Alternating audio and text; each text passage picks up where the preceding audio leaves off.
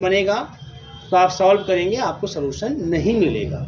इसका मतलब उस केस में जो system of non homogeneous linear equation होगा क्या कहेंगे उसको, इनकंसिस्टेंट। सब कंडीशन पता होना चाहिए आपको, क्योंकि आपको एमसीक्यू देना है, ठीक है ना। ऐसे बोल दिया कि system of linear equation are inconsistent if rank of A B is equal to rank of A, rank of A B is greater than rank, ऐसे कुछ करके दे दिया है ना, कुछ करके ऐसे तो हम कंडीशन बना दिया। तो आपको फोकस करना है जब नॉट इक्वल है ना, नॉट इक्वल तो नहीं इक्वल होगा तो सोल्यूशन नहीं मिलेगा। आप खुद देखेंगे, मैं आपको बताऊंगा एग्जांपल, सब एकदम स्पष्ट होगा।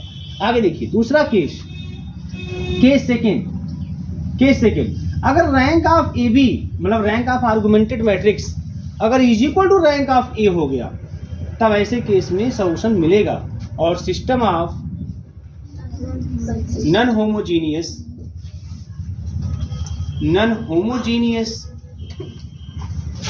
लीनियर इक्वेशन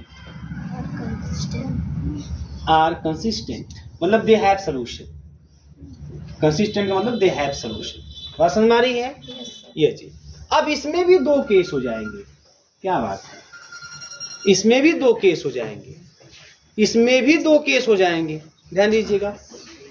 केस फर्स्ट और केस सेकेंड, इसमें भी दो केस हो जाएंगे, केस फर्स्ट और केस सेकेंड। बात समझ में आ रही है, इसमें भी दो केस हो जाएंगे।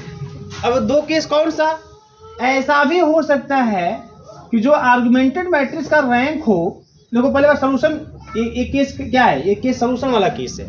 सोल्यूशन तभी होगा जब दोनों का रैंक क्या होगा, बराबर होगा। तो रैंक बराबर हो और नंबर ऑफ अननोन के बराबर, रैंक बराबर हो और नंबर ऑफ अननोन के बराबर हो सकता है। भाई मान लो कि 3 अननोन हो, मेरी बात ध्यान समझिएगा, 3 अननोन हो और ए का भी रैंक आ गया 2 और ए बी का भी रैंक आ गया 2, तो बराबर तो हो गए, लेकिन अननोन तो 3 है, तो बराबर तो हो गए तो सोल्यूशन मिलेगा, है ना। लेकिन अननोन के बराबर नहीं है, नंबर ऑफ अननोन की, तो कुछ बातें वहां अलग होंगी।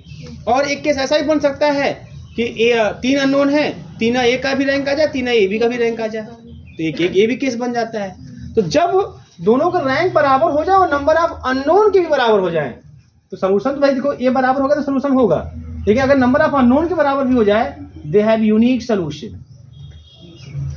तो उसका क्या मिलेगा, यूनिक सोल्यूशन मिलेगा। मतलब एक सोल्यूशन मिलेगा और वो भी यूनिक मिलेगा, वो जीरो नहीं, जीरो भी मिल सकता है तो बहुत कम चांस में, जीरो नहीं मिलेगा आपको, नॉन जीरो सोल्यूशन मिलेगा, वो भी यूनिक मिलेगा, फिक्स वैल्यू की, एक्स की इतनी वैल्यू, वाई की इतनी वैल्यू, जेड की इतनी वैल्यू, 2 3 ऐसा 4 या -2, एक यूनिक सोल्यूशन मिलेगा आपको। बात समझ में आ रही है ना, दे हैव यूनिक सोल्यूशन।